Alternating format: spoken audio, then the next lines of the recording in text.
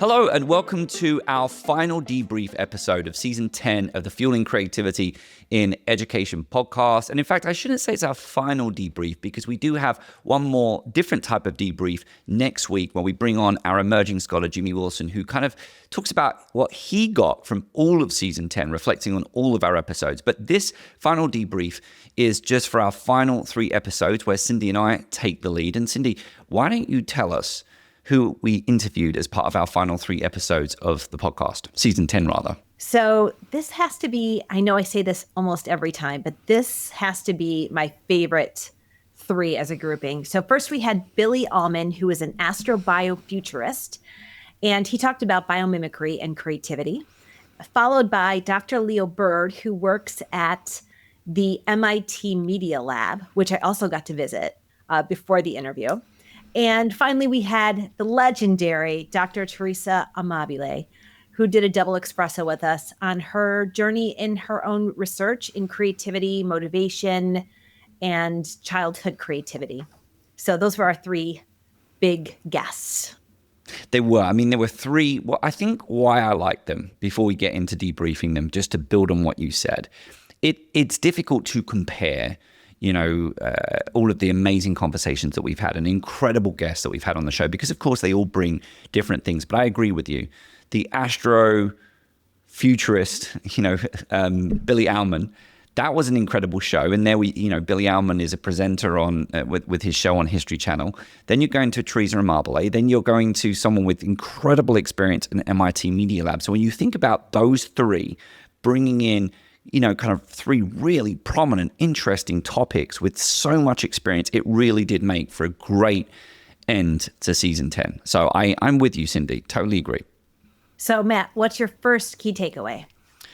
Well, I'm going to go with Billy Almon, who was talking about biomimicry. Mm-hmm. And shout out to some of my colleagues at EdAdvance, Skills 21, particularly Kerry McFarland, because she was the first person to really teach me a little bit about biomimicry and how we can sometimes integrate the concept of biomimicry into project-based learning environments at the school. So I've kind of done some of this work at the high school level.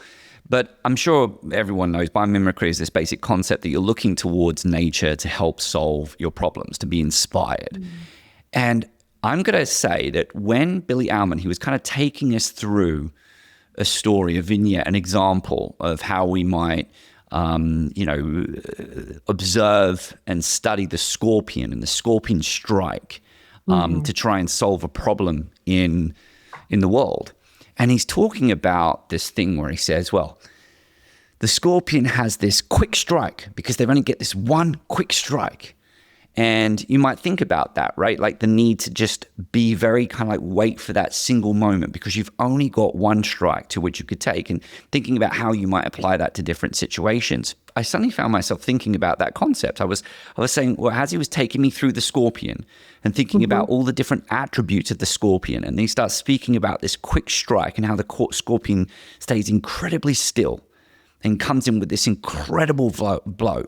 And it's about, in essence, delivering that venom, making sure that is, it has the optimal impact. I suddenly said to myself, wow, how might we apply that in the classroom, that exact concept in the classroom? And I was thinking about during the academic year, if we imagine that we're a scorpion and we've got that one strike that we could suddenly make in that classroom to bestow knowledge, to engage, curiosity, to suddenly ask that amazing question that we think is going to go in so many different places. We have to wait, just like that scorpion, very still. And then that opportune moment comes along and pow, we strike. And even though we're funny, I found myself thinking a little bit about that. I genuinely found myself like the need as educators sometimes to have our our scorpion tail in our back pocket, ready to strike when we see the moment. And obviously we're not looking to what's the word? Inject anyone with venom. We're looking to inject people with learning, with creativity, with inspiration. But we should have a few different stingers in our back pockets. And I think ultimately that was my takeaway. Biomimicry is great. It's wonderful. But all of our listeners, as you go over the summer and you're looking around, I'm thinking let's all have a go at practicing some biomimicry, think about some problems in our classroom environment, and then keep those problems with us. And then as we interact with nature, let's ask ourselves, how might we be inspired by nature, inspired by an insect, or inspired by an animal that we visit during the zoo or when we're walking on a farm, and think about how might we apply an attribute from that animal, from that plant in our classroom environment during the next academic year. So that was my takeaway.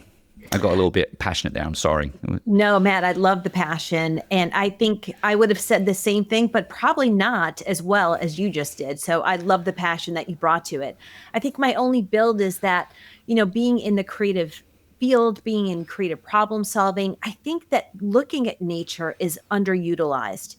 And I don't think it's something that's really on teachers' radars in terms of how might we, bring nature into the classroom, not even having to go on a field trip. And I remember Billy Almon saying that is you don't even have to take them on a field trip, bring nature into the classroom and think about how that nature and the systems that are natural can inform our ideas, our problem solving abilities, and just our lives. And I don't think we do that enough in education. And I think as we shift more into this world of generative AI, I think it's going to become increasingly more important to bring in the natural world into the classroom.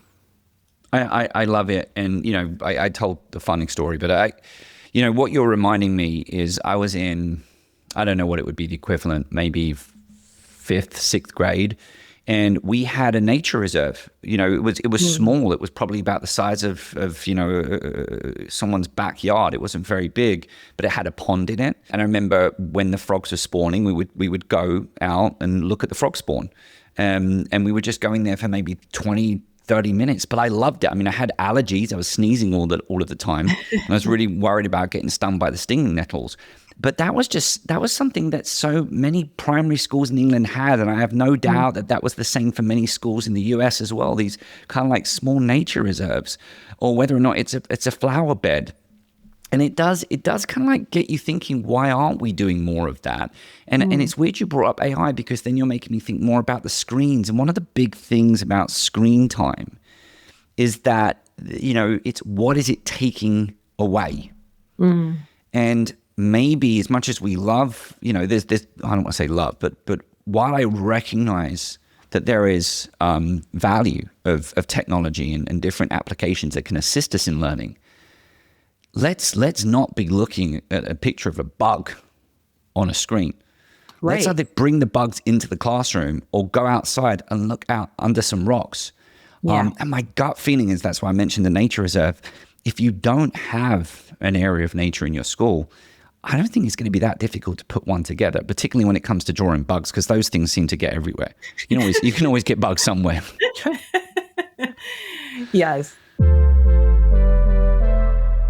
So Cyndi, tell us, what was your takeaway from either Leo Burd or Teresa Amabile? So I'm going to start with Leo, but I think my conversation about Leo will lead into the conversation we had with Teresa. So I don't know if you remember, Matt, but Leo talked about this framework they use on creative learning.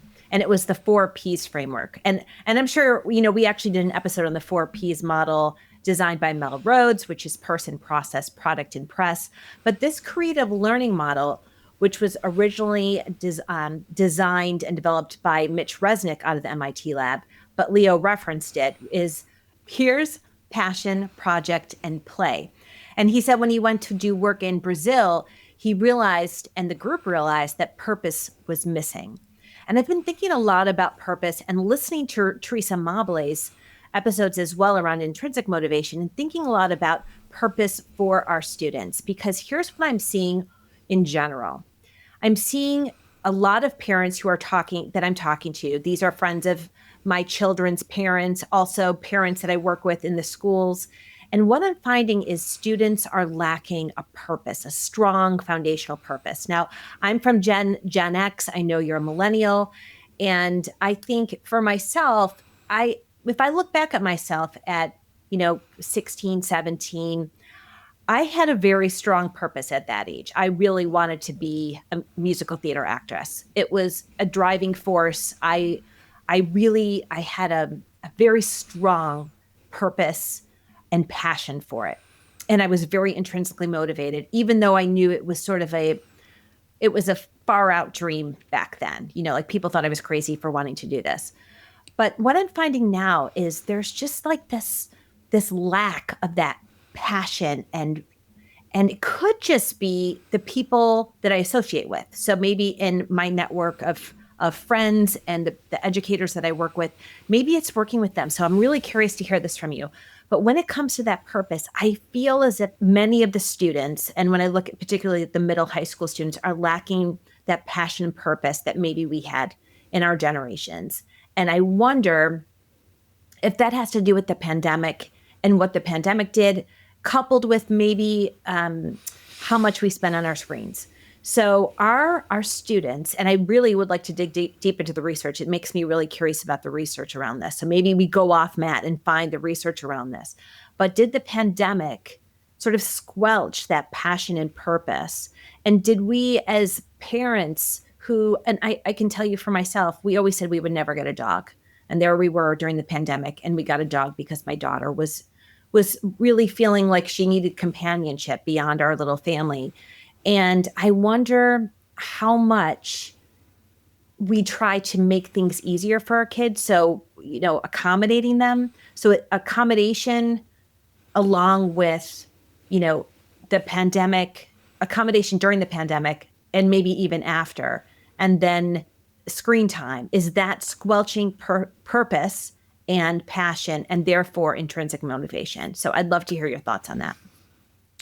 Well, I mean, first of all, I think this is a fantastic topic that you've brought up, and it's a topic that has excited me.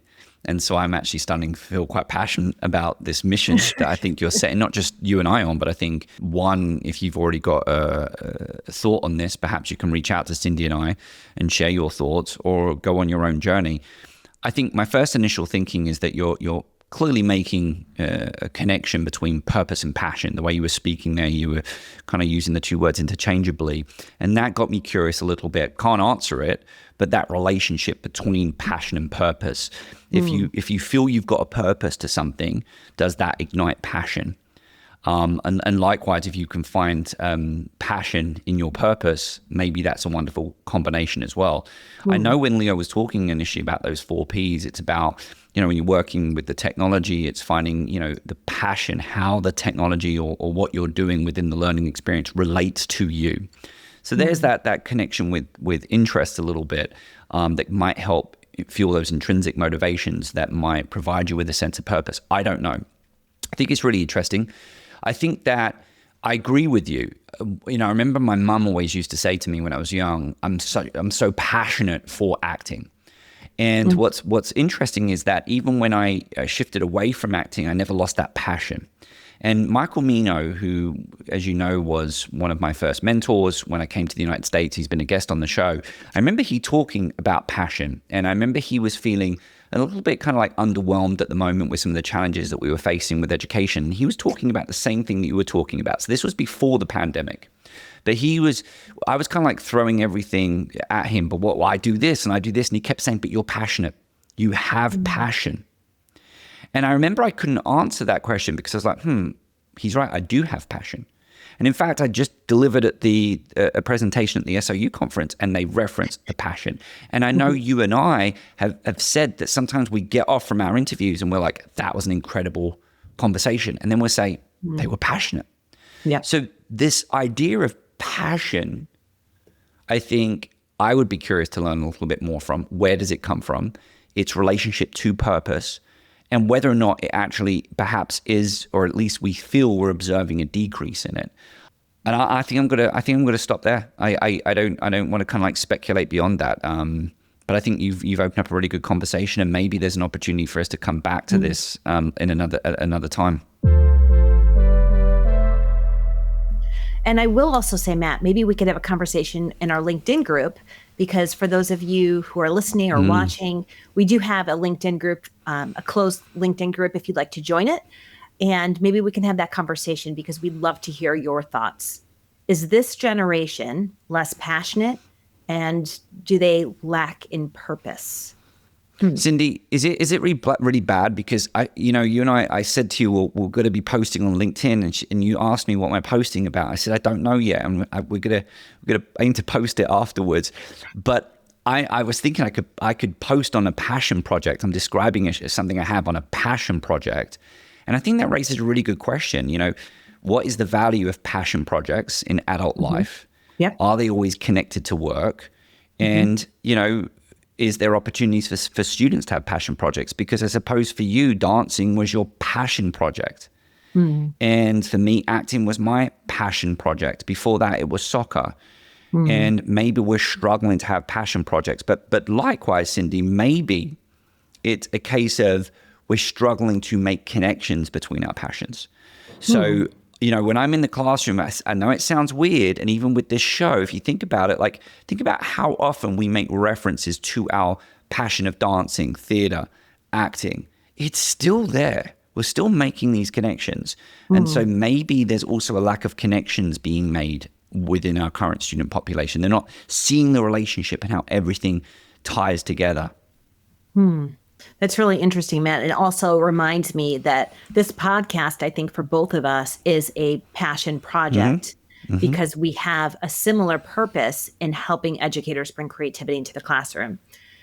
So I think our passions and purpose have remained consistent in terms of our energy toward projects, even though they might have changed. Do you know what would be really nice? If the people listening right now, it might be nice for you to go and ask your colleagues, what are you passionate about? And do you have a sense of purpose when you go into the classroom? And likewise, wouldn't it be interesting to ask the students, what's your purpose? Why are you here?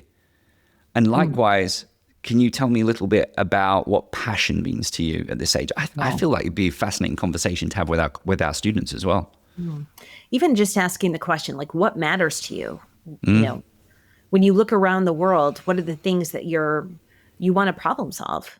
Because those are the conversations I think can lead us to the passion and purpose. Yeah, I feel like we could keep talking about this because now you're making me think overbearing parents, that concept. If we are always answering every question and telling our students what they should be doing and leading them to their interests, they actually might not have an opportunity to identify the things that they're passionate about. In essence, they're doing the things that the parents are passionate about. That's a scary thought. Well, and not only that, and we should probably wrap this part of the conversation up because I think you and I could go on and on about it, but are we trying to fill the gaps for our students and our children because they might not know what it is yet? So, what about this? What about that? Why don't you try this? You know what I mean? Instead of saying, it's okay to not know yet, but I want you to give yourself the time and space to really think about it. Wow, Cyndi, big smile on my face because, I'm also passionate about learning in these conversations. So thank you for setting us up on that. Listen, let's keep with the flow. I don't want to build any more on Leo because I think that's wonderful. And I was going to talk a little bit about the 4/5 Ps as well. So let's segue straight into Teresa. Why don't you tell us a little bit about that? Because I think we're going to find obviously Teresa Dr. Amabile was talking a little bit about, extrinsic and intrinsic motivation, which was, obviously a big chunk of her work, as well as talking a little bit about the progress principle as well. So what was your takeaway from that conversation? I'm actually going to go second on this one, and there's a reason why. So I would like you to talk about Teresa Amabile first. Well, first of all, it was an honor to have her on the show. I mean, when we started this and we wrote that dream guest, yes, Howard Gardner was there and Robert Sternberg was there, and there's been some other people that we've had on the list as well. But Teresa Amabile was certainly on that list as well. And I know you've been engaged in a sequence of communications that have maybe been around 12 to 14 months.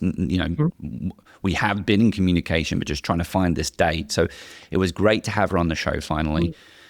Wealth of knowledge.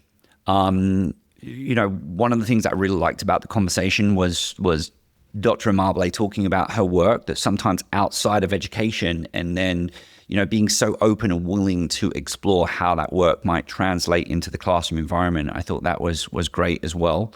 There's a few things that I'm if I was to try and nail it down to one, because we did technically have a double espresso, I think it's probably the progress principle, the small wins, which, as you know, is been part of our show.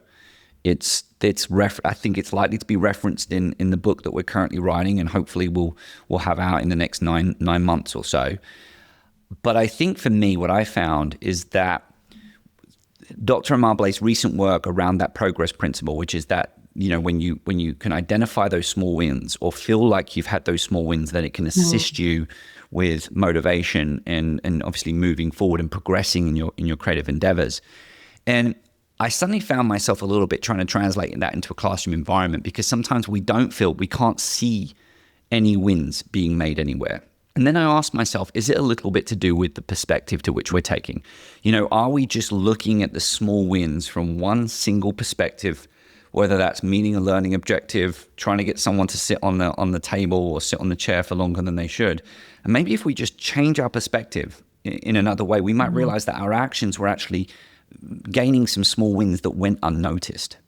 And so if we can widen our perspective when it comes to our impact in the classroom, what we're bringing to that student and their growth beyond sometimes just the mastery of content, we might be in a better position to identify those small wins. And obviously I'm looking at it from a teacher perspective now, but therefore find ourselves more motivated to come in the next day and feel that sense of progress that we're making sometimes when the semester is trying.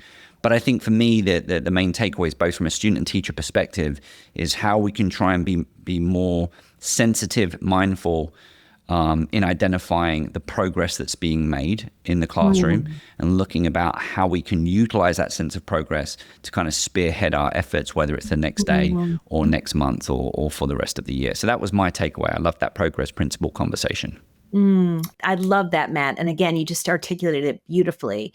And I think that, this episode will premiere at the end of the school year for teachers. And for so many of them, they'll be celebrating. Yes, I got this group of students to the next place, and that's wonderful. But I do think stopping to celebrate those small wins and figuring out ways to assess, those micro learning moments that Ron Bagetto talks about, and saying this was a great insight, and they've come a lot. They've even come a small way, or they've taken one step, and let's celebrate those small wins. So I think the progress principle is something that I reference frequently, especially with educators, because we often lose sight of the smaller things because we're focused on the bigger picture, but we do need to focus on both. Now, my Amabile takeaway is a bit different. Now, Matt, you know that I'm very close to a very big birthday, and I'm not quite comfortable with this big birthday. And I think Amabile talking about retirement. Now, I'm still, a bit away from thinking about you're quite a far away from that. I'm not quite that far, but it's something that I think about once in a while. And I think about, how she talked about creativity and retirement, which wasn't something that I was like, "Ooh, I can't wait to talk with her." There's so many things I couldn't wait to talk with her about. And I wouldn't say that was the one that I was most excited about, but the one that I left thinking about the most. Because what she talked about is we spend so much time, especially like on this podcast, obviously we're focused on fueling creativity and education, but it goes beyond just, our K through 12 education or college education or teaching. It goes through our whole life. That creativity, when you have creativity in your life, even when you're in retirement age, that it's going to make you happier. And I don't know, it was sort of like breathing fresh air, because it's not that I was worried that at some point when I retire, I was going to stop being creative, but it made me feel like, yeah, I'm going to be creative. And because I'm going to be creative, I'm also going to be happier. And I think there's a lot of power in that, especially for if you think about teachers who've been in their fields for decades and they think about leaving. It's like, well, how can you find creativity? And it might not be creativity in the same way it looks like in your classroom, but creativity for you, and how much that can impact your well-being and your happiness in life as you continue on your big life journey. I won't say little, it's your big life journey. And so that's just something that I've been thinking a lot about since that episode. It's wonderful. And I would say it's something that Dr. Sally Reese had also spoken to us about a few years ago, because she'd been involved in some work around not necessarily retirement, but particularly the work of women in I think in their latter part of their careers, and the tremendous impact that they go on to have. And actually, I believe, if I'm actually referencing it correctly, sometimes having even more bigger impact in the latter career in terms of the work that they've been doing. I think that this is something. I mean, what I would say is I've got a colleague at UConn, and he's, I don't know his age. I'd be surprised if he is over 60. But I know we keep talking about this 30 over 30 principle. And in fact, I feel like I'm drifting away.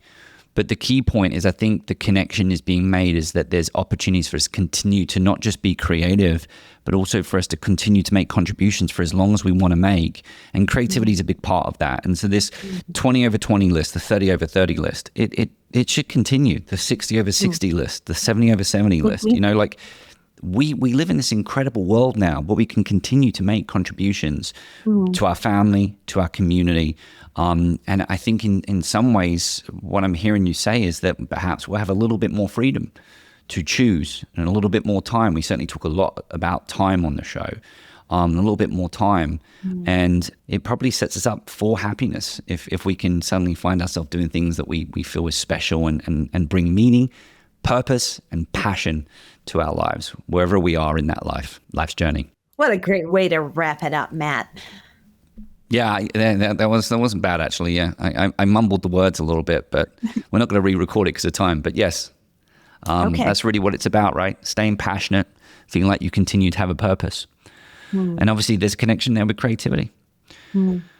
All right, so we're going to wrap up this debrief. As a reminder, we have another kind of informal debrief with our resident scholar, Jimmy Wilson, next week. He's going to be kind of like just providing his takeaways of the show and connecting it to his research in his doctoral program. Then we've got a couple of special episodes coming up after Jimmy Wilson's, so stay tuned for those before we transition into our summer program. We won't talk too much about those summer program, but as a reminder, we do try and produce a different type of mini-series over the summer with super short episodes to try and just support some light professional learning during the summer months before we come back for the new academic year. But hey, that feels well too far away right now. So without further ado, we encourage you to visit our website, fuelingcreativitypodcast.com, and reach out if you've got any questions or ideas on how we can either improve the show or guests that you think should be included in our next upcoming season. My name is Dr. Matthew Worwood. And my name is Dr. Cyndi Burnett. You've been listening to the Fueling Creativity and Education podcast, hosted by Matthew Worwood and Cyndi Burnett. Our creative producer is Catherine Fu, and this episode was made possible thanks to our sponsor, Curiosity to Create.